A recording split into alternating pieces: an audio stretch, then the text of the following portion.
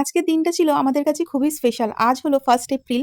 আর আজকের দিনে দেখো সকালবেলা উঠেই আমি ঘরের সমস্ত কাজবাজ সেরে নিয়ে আজকে কোনো রকম রান্নাবান্না করিনি। সেইজন্য এই খাবার দেখাচ্ছি। কারণ আজকে আমি হোম ডেলিভারি বলে দিয়েছি। আমরা খাবার-দাবার হোম ডেলিভারি খেয়ে নেব।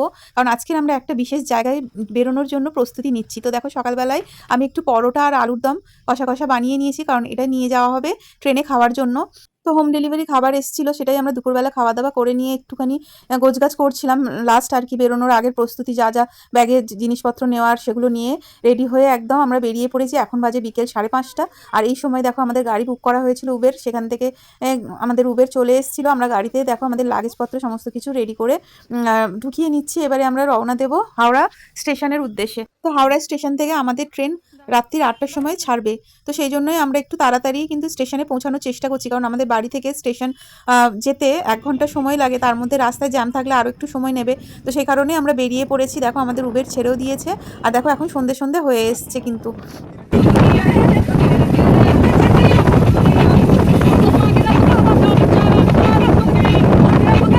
তো দেখতে দেখতে আমরা হাওড়া ব্রিজের ওপরও চলে এসেছি। আর খানিকক্ষণ বাদে কিন্তু আমরা চলে যাব আমাদের গন্তব্যে হাওড়া স্টেশনে।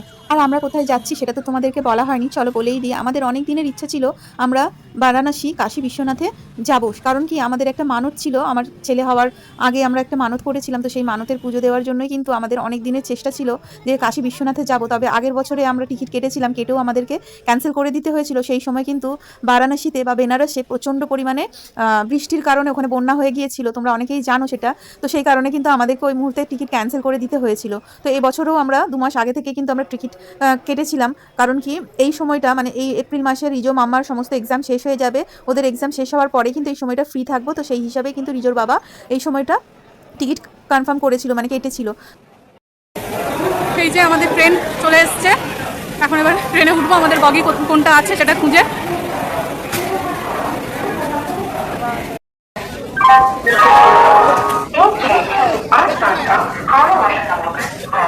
অন্ধকার ভেতর পুরো। আমরা 45 মিনিট আগেই কিন্তু ট্রেনের কাছে পৌঁছে গেছি। আর ট্রেন দিয়েও দিয়েছে। আমরা যাচ্ছি হাওড়া বিভূতি এক্সপ্রেসে করে।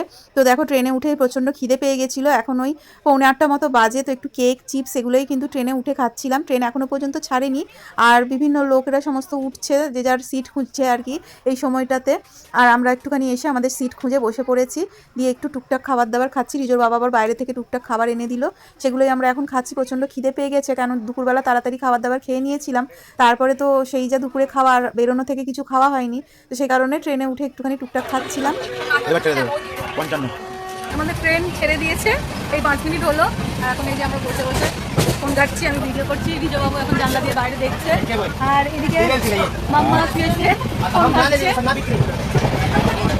তো এই চলছে এখন। এখন 8:45 বাজে, 8:45 সরি 8:05-10 মতো বাজে। চলো এখন একটু বসে আড্ডা দেওয়া যাক। হাওয়া দিচ্ছে, ট্রেনটা খুব জোর ছেড়েছে। তো তারপর দেখো ট্রেনে এই কুচকাচ খাওয়ার জন্য এই জিনিসগুলো হকারি এসেছিলো। তো এগুলোই কিনলাম। এই যে কি বলে এগুলোকে, গুড়ের খাজা আর হচ্ছে ঝুড়ি ভাজা, এইগুলো একটু কিনে নিলাম। আর তারপরে আমাদের দেখো নেক্সট স্টেশনে এসে দাঁড়িয়েছে ট্রেনটা। তো বেশিক্ষণের জন্য দাঁড়ায়নি, তারপরে আবার ট্রেন ছেড়ে দিয়েছে। আর তারপরে দেখো দেখতে দেখতে অনেকটা রাত হয়ে গেছে। এখন বাজে 10:30। আর 10:30টার সময় আমরা এখন ডিনারটা সেরে নিচ্ছি। কারণ অনেকেই ট্রেনে উঠে গেছে, তো সবার শোয়ার টাইম হয়ে যাবে, যে যার বেড পেতে নেবে। তো সেই কারণে আমরা খাবারটা খাওয়ার জন্য বেড়ে নিচ্ছি। তো যেটা করেছিলাম বাড়ি থেকে আলুর দম আর পরোটা করে নিয়ে এসেছিলাম, সেটাই এখন খাচ্ছি। তো আলুর দমটা দুর্দান্ত খেতে হয়েছিল। তো নিরামিষ খাচ্ছি, কারণ কি পরের দিন গিয়েই আমরা ওখানে স্নান করে, গঙ্গা স্নান করে আর কি পুজো টুজো দেবো। তো সেই কারণে আগের দিন আমরা নিরামিষই খাচ্ছি। তো দুপুরবেলাও আমরা কিন্তু নিরামিষ রান্নাবান্নাই আর কি হোম ডেলিভারি বলেছিলাম। তো সেটাই দুপুরবেলা খাওয়া দাওয়া করে বেরিয়েছিলাম। আর এই যে রাত্রি ডিনারে এখন এগুলোই খাচ্ছি, পরোটা আর আলুর দম বাড়ি থেকে করে এনেছিলাম। তো সেটাই এখন একটা প্লেটের মধ্যে আমি আর রিজোর বাবা খেয়ে নিচ্ছি। আর রিজোকেও আমি খাইয়ে দিচ্ছি। আর মাম্মা একদম ওপরের সিটে বসে আছে, তাই মাম্মাকে ওখানেই দিয়ে দিয়েছি। তো এই যে দেখো আমরা খাওয়া দাওয়া করে নিয়েছি। আর এই যে রিজো বাবুকেও এখন খাইয়ে দিচ্ছি, ও বসে আছে। আর পাশে লোকজন বসে রয়েছে, তো সে কারণে একটু তাড়াহুড়ো করে খেয়ে নিচ্ছি। আর দেখো বলতে বলতে রাত হয়ে গেছে। খাওয়া দাওয়া কমপ্লিট করে এখন শুয়ে পড়েছি। তো বাইরের দৃশ্যটা তোমাদের একটু দেখাচ্ছিলাম। এই যে দেখো আমি শুয়ে পড়েছি, রিজো শুয়েছে ওর বাবার কাছে, আর মাম্মা শুয়েছে একদম টপে, আর আমি একদম নিচের সিটে শুয়েছি। সকাল হয়ে গেছে। সকাল হতে হতে কিন্তু অনেকটাই লেট হয়ে গেছে। এখন বাজে 8:30। আর এখন আমার ঘুমটা ভেঙেছে। ঘুমটা ভাঙতেই সকালে উঠে আগে বাইরের কিছুটা দৃশ্য আমি ভিডিও করে নিয়েছি। আর এখন আমাদের ট্রেনটা দীনদয়াল উপাধ্যায় ক্রস করে বেনারসের দিকে ঢুকছে। আর কিছুক্ষণের মধ্যে কিন্তু আমরা পৌঁছে যাব। তো চলো আবার তোমাদের সাথে দেখা হচ্ছে নেক্সট ভাগে। এখনের মতো টাটা।